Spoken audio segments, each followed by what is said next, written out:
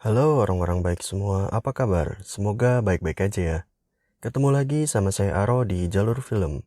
Kali ini saya akan merangkum sebuah film lagi. Film ini diangkat dari novel karangan Max Brooks dengan judul yang sama. Menceritakan kisah seorang mantan agen PBB yang berpacu melawan waktu untuk mencari vaksin dari sebuah virus mematikan. Gary Land yang diperankan oleh kembaran saya dari beda ibu dan ayah yaitu Brad Pitt dalam perjalanannya membawa keluarganya ke New Jersey setelah wabah mematikan menyerang Amerika Serikat dan dunia. Saat tengah mencari tahu apa yang terjadi, Gary mendapat telepon dari rekan lamanya di PBB, Thierry Umutoni yang diperankan oleh Vanna Mokoena. Thierry menjelaskan situasi yang tengah mereka hadapi dan sangat ingin agar Gary bisa kembali ke kesatuan untuk membantu memecahkan masalah yang sedang terjadi. Dan inilah World War Z. Sebelumnya saya ingatkan konten ini adalah konten full spoiler. Jadi buat teman-teman yang belum menonton filmnya, saya sarankan untuk menontonnya terlebih dahulu. Oke lanjut. Cerita diawali saat sebuah keluarga, sang ayah bernama Gary, ibu bernama Karin, dan putri mereka yang bernama Connie dan Rachel, tengah sarapan pagi di suatu rumah yang nyaman dan penuh kebahagiaan. Gary adalah seorang mantan agen PBB yang telah berhenti dari pekerjaannya demi bisa memiliki banyak waktu bersama keluarganya. Di suatu jalanan Philadelphia, Gary bersama istri dan kedua putrinya tengah terjebak di jalanan yang nampak sangat macet. Di radio mereka mendengar berita tentang penyebaran suatu wabah. Dan saat tengah asik mendengarkan berita di radio, tiba-tiba mobil mereka ditabrak oleh motor patroli yang mematahkan spion mobil mereka. Saat Gary keluar mobil, bermaksud mengambil spion mobilnya yang patah, sambil menanyakan keadaan kepada seseorang, datang motor patroli yang lain menyuruh Gary untuk segera masuk ke dalam mobil. Belum sempat motor patroli itu pergi, tiba-tiba datang truk menyapu jalanan. Dengan sigap, insting Gary membuatnya segera bergerak mengikuti truk yang sedang menyapu jalanan tersebut. Tiba-tiba, mobil Gary tertabrak di persimpangan. Dan kondisi jalanan sudah mulai kisruh dengan orang-orang yang bertingkah brutal. Sambil menyelamatkan keluarganya, Gary melihat sekeliling untuk mengecek apa yang sebetulnya terjadi. Dia mendapati orang-orang yang saling menyerang menggigiti orang lain dan gak lama kemudian orang yang tergigit pun menjadi brutal. Sekarang seisi kota dipenuhi dengan manusia brutal yang sangat berambisi untuk menggigit orang lain, alias zombie. Untuk sementara waktu, Gary berhasil menghindar menggunakan mobil RV yang dia temukan sedang menganggur di tengah jalan. Dalam perjalanannya, mereka melipir untuk menenangkan Rachel yang lagi terserang asma. Tujuan mereka berikutnya jelas toko farmasi dan swalayan untuk mengumpulkan perbekalan. Lalu teman Gary yang bernama Thierry Umutoni yang merupakan seorang deputi sekretaris PBB menelpon dan berjanji akan segera menjemput Gary dan keluarganya karena dia sangat membutuhkan Gary untuk bertugas kembali. Mereka pun sampai di swalayan dan segera membagi tugas untuk mengumpulkan makanan dan mencari obat-obatan. Sempat terjadi kericuhan namun mereka bisa segera keluar dari situasi itu. Namun sayangnya mobil RV yang mereka temukan pagi tadi hilang entah kemana. Mobil nyolong dicolong lagi. Tapi mereka melihat sebuah apartemen dan Gary segera menelpon Thierry agar menjemputnya di apartemen tersebut. Dan Thierry pun berjanji akan menjemputnya nanti pagi. Sementara itu Gary beserta keluarganya harus bertahan sampai pagi. Terjadi adegan kejar-kejaran antara keluarga Gary dengan para zombie. Beruntungnya mereka diselamatkan oleh Thomas dan keluarganya yang baik hati yang memberikan mereka tempat berlindung dan makanan. Saat kondisi sudah agak tenang, Gary menawarkan Thomas dan keluarganya untuk terus bergerak bersama. Pengalaman Gary selama bekerja di tempat-tempat berbahaya memberinya pelajaran penting untuk selalu bergerak, karena dengan segera berpindah ke tempat yang lebih baik akan meningkatkan kesempatan untuk bertahan hidup. Namun keluarga Thomas memutuskan untuk tetap di apartemen, tapi mereka akan membantu Gary menyiapkan perbekalan dan senjata untuk menuju atap apartemen. Terjadi lagi kejar-kejaran antara keluarga Gary dengan para zombie. Matahari sudah terbit namun mereka masih berkutat dengan para zombie. Gary hampir tergigit oleh zombie, namun dia berhasil diselamatkan oleh Thomas. Yang sayangnya dia datang seorang diri. Dengan kata lain, hanya dia yang selamat. Beruntungnya helikopter datang menjemput dan menyelamatkan Gary dan keluarganya. Dan Thomas pun ikut bersama mereka. Mereka mendarat di sebuah kapal induk yang dijadikan pusat komando militer darurat. Mereka berusaha menyelamatkan orang-orang penting supaya bisa segera memulihkan keadaan. Presiden sudah wafat dan wakil presiden pun menghilang. Gary menyaksikan para ilmuwan sedang berdiskusi untuk mencari solusi atas apa yang sedang terjadi dan apa yang harus mereka lakukan. Seorang virologis muda bernama Dr. Fasbach memiliki teori kalau kekisruhan ini disebabkan oleh virus. Thierry mengungkapkan informasi kalau sebelum kejadian ini, mereka mendapatkan memo dari Korea Selatan yang mengatakan sesuatu tentang zombie. Dan itulah awal lokasi Gary akan ditugaskan untuk mengumpulkan informasi bersama Dr. Fasbach. Awalnya Gary menolak karena dia pensiun dari tugasnya agar bisa bersama keluarganya. Namun komandan mengingatkan bahwa kapal ini hanya berisi orang-orang yang berkepentingan saja. Bagi yang tidak berkepentingan, maka akan segera dikeluarkan dari kapal, termasuk keluarga Gary jika dia menolak pekerjaan ini. Dengan terpaksa, Gary pun menerima pekerjaan ini dan segera berpamitan dengan keluarganya termasuk Thomas. Gary dan istrinya mendapat masing-masing sebuah telepon satelit agar mereka bisa saling memberi kabar.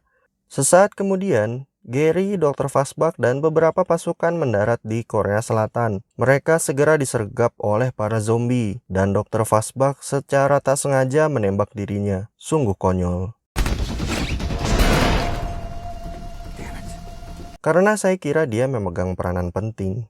Tapi ternyata enggak. Mereka segera diselamatkan oleh pasukan yang bertugas di wilayah tersebut dan mereka pun menanyakan kepada Gary tentang situasi di Amerika. Dengan agak kecewa, Gary mengatakan dia sama tidak tahunya dengan mereka. Yang jelas semua kota yang Gary lewati dalam keadaan kacau. Di sana Gary hampir tidak mendapatkan informasi apa-apa. Selain dari seorang tahanan yang merupakan mantan anggota CIA yang kedapatan menjual senjata ke Korea Utara. Dia memberikan informasi kalau negara-negara yang bertahan adalah negara-negara yang segera merespon informasi zombie ini dengan sigap seperti Korea Utara dan Israel. Gary penasaran dengan Israel, dan agen CIA ini pun memberikan Gary sebuah nama. Jürgen von Braun.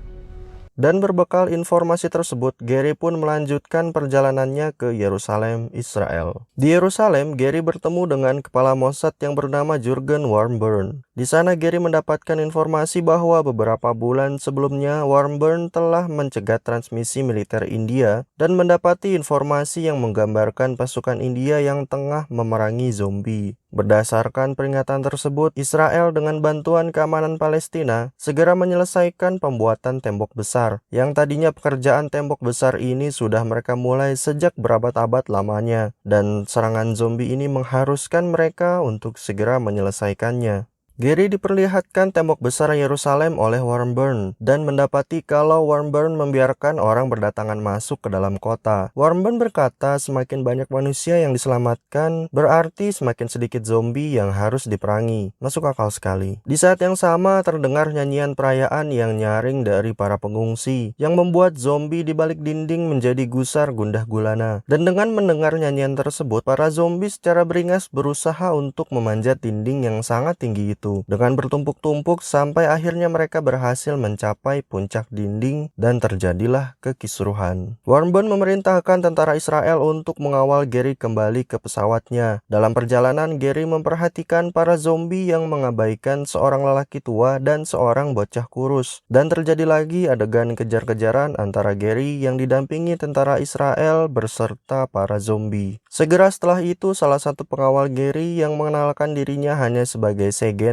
yang artinya letnan, digigit tangannya oleh zombie. Insting Gary membuatnya bertindak untuk segera mengamputasi tangan Segen demi mencegah infeksi yang akan membuatnya menjadi zombie. Beberapa kali percobaan untuk pergi dengan helikopter harus gagal dikarenakan banyaknya para zombie yang berdatangan. Namun beruntungnya Gary dan Segen bisa masuk ke dalam pesawat komersil dan melarikan diri. Dan Yerusalem pun jatuh oleh serangan dari para zombie. Di dalam pesawat, Gary dan Segen bisa merasa lega, dan Gary langsung mengobati tangan Segen hasil dari kegiatan amputasinya tadi. Gary pun berusaha berbicara kepada pilot dengan menyerahkan teleponnya agar Thierry bisa berbicara langsung dengan pilot. Dan akhirnya pilot pun setuju untuk membawa Gary menuju fasilitas pembuatan vaksin terdekat yang merupakan sebuah fasilitas milik WHO. Walaupun mereka tidak yakin apakah fasilitas tersebut masih bertahan. Andai saja Gary ada di Indonesia, dia bisa mampir ke Bio Farma di Bandung. Ternyata di dalam pesawat pun sudah disusupi oleh zombie. Terjadilah keributan di dalam pesawat karena secara perlahan namun pasti, para penumpang berubah menjadi zombie. Sekali lagi dengan skill seorang militan tentara PBB, Gary berhasil menghentikan keributan dengan membuat jatuh pesawatnya. Singkat cerita, Gary dan Segen berhasil selamat dari kecelakaan pesawat, walaupun dengan Gary yang dalam keadaan terluka parah. Mereka pun berjalan perlahan menuju fasilitas pembuatan vaksin di Wales. Dengan susah payah, Gary dan Segen pun sampai di fasilitas penelitian WHO. Namun akibat dari lukanya, Gary pingsan dan baru terbangun 3 hari kemudian. Sementara di kapal induk, akibat Gary yang tidak kunjung memberi kabar, maka komandan pun terpaksa memindahkan keluarga Gary ke tempat lain yang merupakan sebuah kamp pengungsian di Nova Scotia, yang jelas lebih berbahaya jika dibandingkan dengan di kapal induk. Gary menjelaskan kepada para penyintas di fasilitas WHO bahwa dia telah melihat zombie mengabaikan orang-orang yang terluka atau sakit parah. Gary berteori bahwa hal ini dikarenakan orang-orang sakit tidak akan cocok untuk reproduksi virus, dan mungkin para zombie bisa mencium patogen dari orang-orang sakit ini dan mengabaikan mereka. Dia menyarankan agar mereka menguji teori ini, yaitu dengan sengaja menginfeksi seseorang menggunakan bibit penyakit atau patogen penyakit yang ada di fasilitas tersebut. Namun sayangnya patogen mematikan itu disimpan di Wing B yang merupakan bagian lab yang sudah dikuasai oleh zombie. Tapi karena itu satu-satunya teori yang mendekati kebenaran, maka Gary, Segen, dan seorang dokter utama WHO bersama-sama masuk menuju Wing B. Mereka berusaha sesenyap mungkin untuk menghindari amukan para zombie. Tapi film gak akan seru kalau nggak ada adegan kejar-kejaran. Maka mereka pun gak sengaja membangunkan para zombie, sehingga mereka harus berjuang untuk lolos dari kejaran para zombie.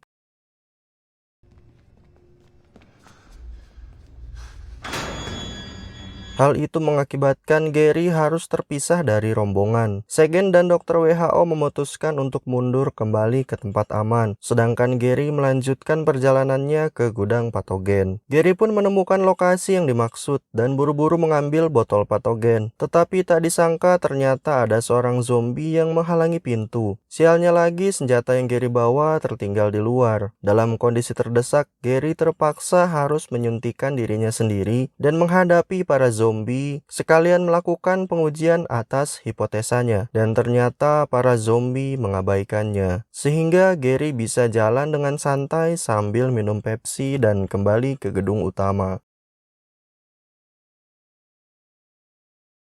Infeksinya pun segera diidentifikasi dan disembuhkan. Kemudian dari patogen yang Gary bawa, mereka membuat vaksin yang dapat berguna sebagai kamuflase bagi para zombie. Gary memutuskan untuk pergi meninggalkan fasilitas penelitian WHO bersama Segen untuk bertemu dengan keluarganya. Gary dan Segen pun mencapai zona aman di Freeport, Nova Scotia, dan membawa vaksin bagi para penyintas, dan perlawanan dapat dimulai terhadap wabah zombie. Akhirnya Gary menemukan dan merangkul keluarganya, Karin, Rachel, Connie, dan Tommy, yang kini telah menjadi bagian dari keluarga tersebut. Adegan ditutup dengan dibagikannya vaksin kamuflase zombie. Beberapa orang ada yang menggunakannya untuk bisa membaur dengan para zombie, dan sebagian lagi menggunakannya untuk memerangi zombie. Dan film pun selesai. Sejauh ini World War Z adalah film zombie favorit saya. Bahkan saya sudah nonton filmnya hingga ratusan kali. Saya sangat berharap film ini ada sequelnya. Tapi entahlah, belum ada tanda-tanda film ini akan dilanjutkan. Di luar itu, film ini sangat bagus. Ceritanya ringkas dan sangat pas. Keseruannya terasa sekali dari awal hingga akhir film. Film ini saya kasih rating 8. Dan itu dia alur cerita dari film World War Z. Semoga menghibur. Saya Aro pamit dulu dan sampai jumpa di film-film berikutnya. Bye-bye.